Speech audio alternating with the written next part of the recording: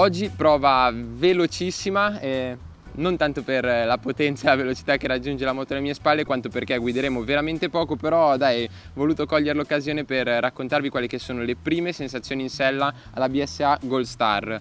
A qualcuno questo nome potrebbe dire qualcosa perché il marchio, una volta inglese, adesso di proprietà indiana, è stato uno dei più grandi produttori di moto negli anni 50, è un marchio che ha più di 100 anni, le moto venivano fatte a Birmingham, Small Heat, per chi è fan di Peaky Blinders sa di cosa sto parlando.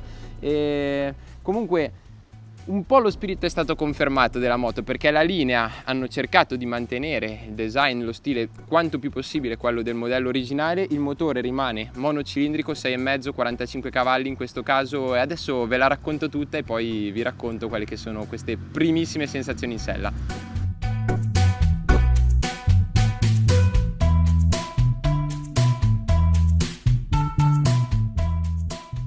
Diciamo che dal 1963, anno nel quale è stata prodotta l'ultima Gold Star, di tempo ne è passato abbastanza, e quindi, pur confermando almeno in parte quelle che potevano essere le linee della versione originale, la nuova 6,5 fa un bel cambiamento per quella che è la dotazione tecnica. In primis il motore, che resta assolutamente monocilindrico, ma che non è più 350 o 500 come i suoi antenati, ma è 6,5, 652 cm3 per essere precisi. Per questioni omologative anche il raffreddamento ad aria sparisce e arriva il radiatore ad acqua, nonostante le alette di raffreddamento sulla testa continuino a essere presenti. I valori di potenza e coppia, 45 cavalli e 55 Nm, non sono certo da super sportiva, ma considerando la tipologia di moto sono abbastanza in linea con la concorrenza. Completano il pacchetto motore la frizione a cavo e il cambio a 5 rapporti. Per quanto riguarda la ciclistica, invece, la filosofia del classico regna sovrana, con le ruote che sono da 18 pollici davanti e da 17 dietro, che ovviamente sono a raggi e calzano gomme Pirelli Phantom Sport Comp nelle misure 190 e 150/70.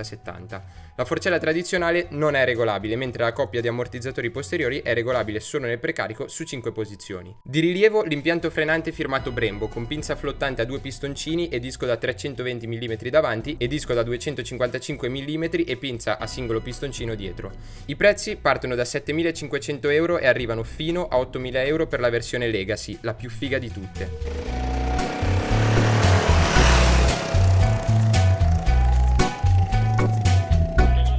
Prima di partire vi faccio vedere al volo cosa ci si trova davanti una volta che ci si siede al posto di guida. Prima di tutto serbatoio in metallo col tappo cromato su questa versione. Qui c'è la presa USB doppia uscita, USB normale e C, e qua invece vedete i blocchetti, non c'è niente di estremamente complicato, però sono fatti, devo dire, molto bene. Si gira la chiave, stile molto classico.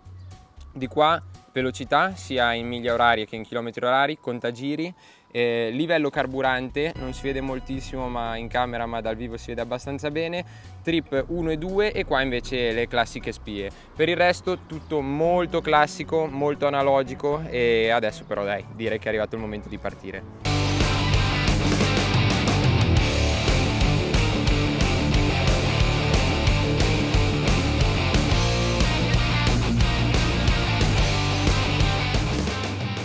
Bene, sto facendo questo video e non so cosa uscirà, non so se verrà mai pubblicato sinceramente, però nel caso siete partecipi di questa avventura.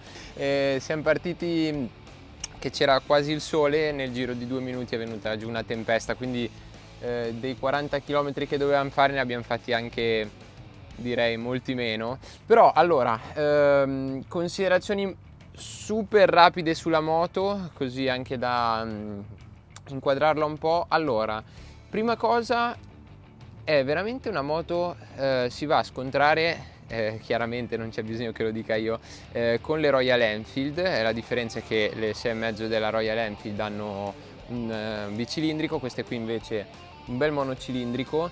Però la prima cosa che mi viene da dire è che sono veramente molto qualitative. E che in questo caso secondo me ci sta, perché il prezzo, allora, non viene regalata, quindi questo già dovrebbe fa sì che sia lecito aspettarsi una bella qualità sulla moto, però sono fatte bene, assomigliano veramente tanto a quelle originali di una volta, a quelle che venivano fatte originariamente in Inghilterra. C'è dietro una gran componente inglese, comunque europea, perché tutto il motore comunque Rotax, tutto il design viene deciso, la moto viene completamente disegnata in Inghilterra, quindi anche a livello poi di costruzione, così è vero, viene fatta in India, però tutto il resto diciamo che è una moto, come tanti altri marchi che non sono di proprietà indiana, è una moto europea, no?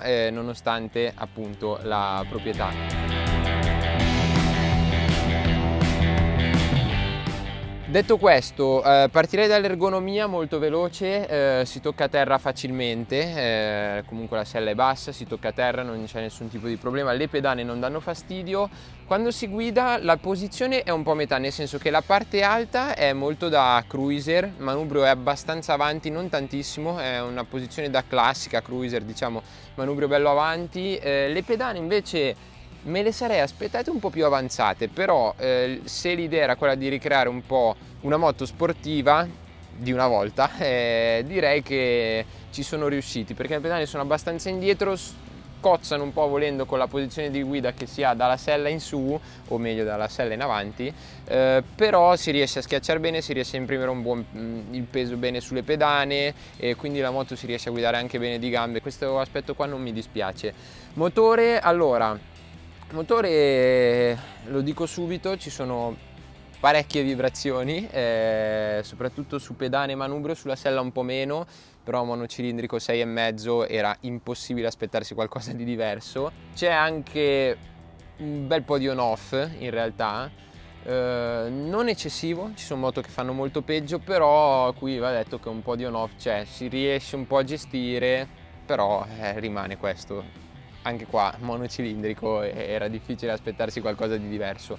Che mi piace molto invece la frizione, non è una frizione sportiva chiaramente, quindi non ha tutto questo grande stacco, è una frizione abbastanza lenta, però il comando molto morbido, è abbastanza precisa per quanto, considerando anche il tipo di moto, e anche bella progressiva in rilascio, quindi si riesce a gestire bene. Da questo punto di vista mi piace, come mi piace il cambio che ha degli innesti molto secchi però abbastanza morbidi, non si fa in fatica a inserire le marce, si trovano sempre, si capisce quando entra la marcia effettivamente, si riesce a usare bene. La rapportatura non è male, forse la seconda è un po' corta, però una volta che si mette dentro la terza, soprattutto se non si deve arrivare a velocità particolarmente elevate, si va dappertutto perché è infinita praticamente. 45 cavalli sono pochi, beh sicuramente non sono tanti, però c'è una bella coppia distribuita in maniera abbastanza omogenea, è molto fluida l'erogazione per quanto non sia pulitissima e quindi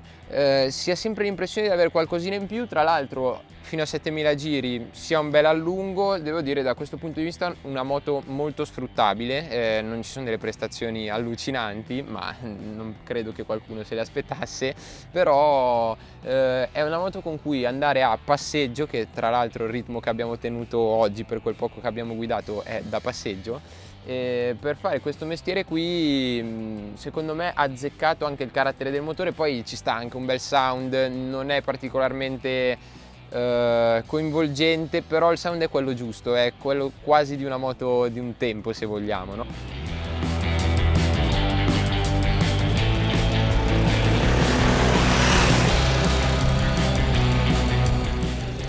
Altro, beh allora freni, non c'è una grandissima potenza frenante, mi piace però il fatto che sia stato utilizzato Brembo come partner perché è un po' un certificato di qualità. Non c'è una potenza eccessiva, però si riesce a modulare bene, forse sul bagnato quando si danno due pinzate di fila davanti, alla seconda entra subito l'ABS che non ha questa grande capacità di rallentare, entra e frena molto meno la moto, comunque da riprovare assolutamente in condizioni diverse. Stesso discorso per dietro, ma comunque confermo la modulabilità dei comandi.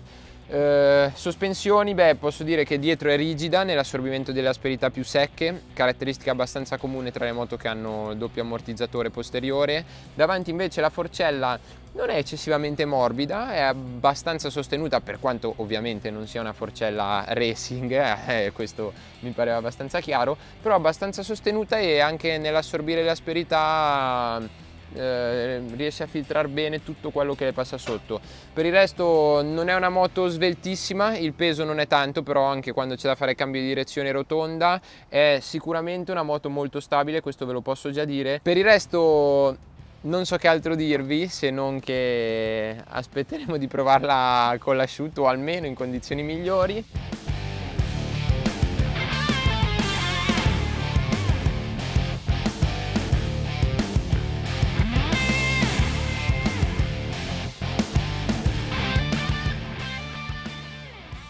Pensavo di aver finito ieri e di parlarvi della BSA della Gold Star, invece oggi secondo giorno qui a Malaga, fortunatamente c'è il sole, quindi abbiamo fatto qualche chilometro, sempre poca strada, però qualche chilometro su asciutto, condizioni un po' miste, quindi aggiungo giusto qualcosa sulla dinamica di guida. Prima di tutto confermo quanto detto ieri, sia per quanto riguarda l'ergonomia, anche per quello che è il motore, che a me continua a piacere. Sono 45 cavalli, ma sono dei bei 45 cavalli, ci sono tutti, c'è una bella coppia spalmata bene, ti porta sempre fuori. Forse anche sull'asciutto, anzi ancora di più, avrei preferito una seconda un filino più lunga per poter sfruttare un po' meglio il rapporto, e magari per mitigare anche un po' l'effetto on-off che si ha. La marcia della vita si conferma la terza, ci fai veramente tutto, motore che comunque ti porta su bene, allunga bene fino a 7000 giri, va su, ti tira fuori anche dalle curve, quindi promosso al 100% il motore. Ovviamente le vibrazioni e quant'altro, però direi che ci stanno anche per quello che è lo spirito della moto. Per quello che è la ciclistica, sospensioni confermo dietro un po' rigidi, gli ammortizzatori pompano un po' anche in uscita di curva, classico di questa soluzione tecnica. Forcella abbastanza sostenuta, comunque scorre bene, anche quando si va a pinzare un po' più forte non è troppo molle, e anche quando si prende un'asperità sia in rapida sequenza ma anche quelle buche un po' più secche, riesce a filtrare abbastanza bene. Chiaramente non stiamo parlando di una moto pensata per restituire il massimo del comfort per viaggiare, però non è male. Per quello che invece sono i freni, soprattutto impianto anteriore, buona potenza, nel senso che è allineata col tipo di moto, da quello che ci può aspettare da una classica. Comando abbastanza modulabile. La cosa che non mi ha fatto impazzire è che l'ABS è molto molto conservativo e molto invasivo. Quando l'asfalto non è perfetto, quando ci sono un po' di buche, si va a pinzare un po' più forte, magari classica frenata di emergenza, entra un po' troppo spesso e toglie tanto mordente, quindi la moto frena un po' di meno. Questa cosa qui non mi ha completamente fatto impazzire, mentre quando l'asfalto è abbastanza liscio, comunque accettabile, potenza frenante direi che ce n'è, allineata col motore, comunque con la tipologia di moto appunto. Per quello che è la dinamica di guida, si conferma la Gold Star una moto molto molto stabile, c'è tanta presenza di sterzo, però allo stesso tempo è anche abbastanza leggera nei cambi di direzione, comunque anche nel traffico non è una moto pesante, non è una moto molto fisica, chiaramente non è una moto rapida a entrare in curva, non è particolarmente sportiva soprattutto nello stretto. Parte di questa caratteristica è data secondo me dalle gomme, le Phantom Sport e Pirelli, che hanno un profilo abbastanza piatto, che quindi non aiutano anche la discesa in piega, e poi comunque anche dalla moto c'è il baricentro basso, abbastanza basso, quindi non cade proprio dentro la curva. Il cerchio da 18 un po' la sua anche caratteristica, questa di essere un po' a metà. Le pedane sono molto vicine a terra, non c'è tanta luce a terra appunto, però non si vanno mai a grattare proprio perché non è così tanto facile piegare tanto, però ci sta. Allora, parlando di classiche, ci sono sicuramente delle competitor più sportive, poco ma sicuro, però con questa qui è proprio una moto che ti fa venire voglia di prendere, andare a passeggiare, a farti la gita con un bel motorino che c'è sempre, e poi se ci dovesse essere qualche curva e divertirsi un po' di più, si riesce a fare. Non è chiaramente una moto super adrenalinica, però anche a divertirsi un po' tra le curve assolutamente sì, con un ritmo bello allegro, una guida molto fluida. Ora non ho veramente nient'altro da aggiungere e direi che ci vediamo veramente al prossimo video. Se avete voglia di approfondire qualcosa, di sapere qualcosa in più, qui sotto nei commenti come al solito a vostra disposizione, e dai, ci vediamo alla prossima.